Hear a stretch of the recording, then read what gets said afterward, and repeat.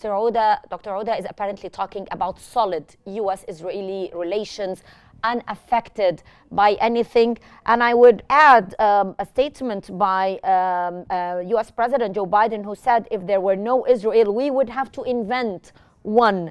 And also former President Trump said that we don't have to be in the Middle East other than we want to protect Israel.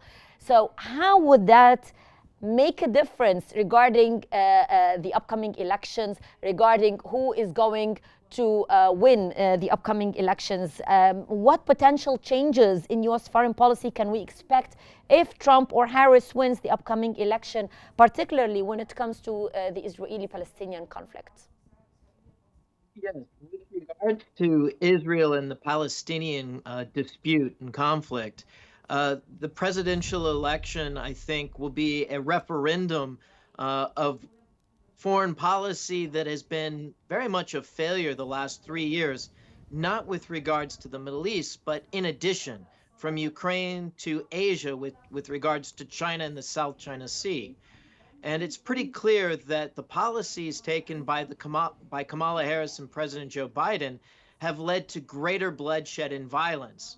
And so I think the election will be a referendum for a more forceful but also a very clear American international position on issues of U.S. national security, first and foremost.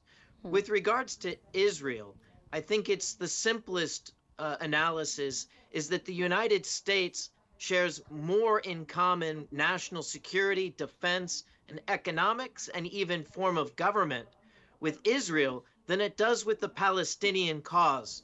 And until that changes, the fundamental difference will always exist, and U.S. national interest will side towards Israel.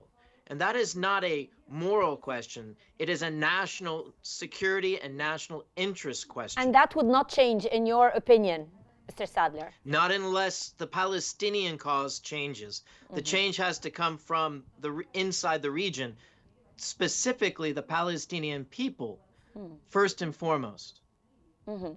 Okay, I'll go back to Dr. Oda. Dr. Oda, in what ways do U.S. policies regarding Israel impact the dynamics of conflict in the Middle East?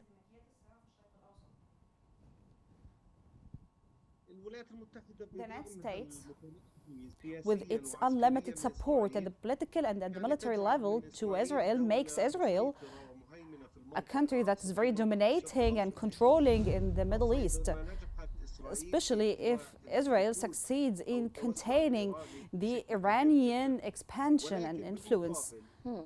But in return, this expansion that we are witnessing now, let's call it the incursion or the spread by Israel, the pleasure of winning that makes this government strikes every location, would affect the friends and allies of the United States like Saudi Arabia and Gulf countries. These countries are already afraid from the Iranian influence. So I think this will affect the region. Mr. Sadler, in your view, what is primarily driving the Middle East towards a wider conflict? How does the United States policy contribute to this dynamic? Thank you. That's an outstanding question.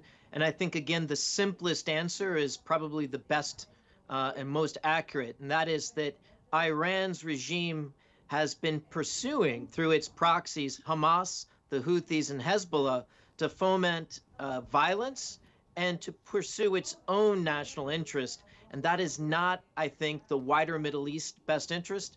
And it most certainly is not in the U.S. interest. So I think this administration and the White House has not come to grips with that fundamental challenge and risk. And if it had, it would be a much more favorable relations with more countries in the Middle East. And we could have perhaps avoided the violence that we've seen the last year. So, Dr. Oda, can you discuss the implications of U.S. inaction, I would say, on Israeli crimes for American credibility on the global stage?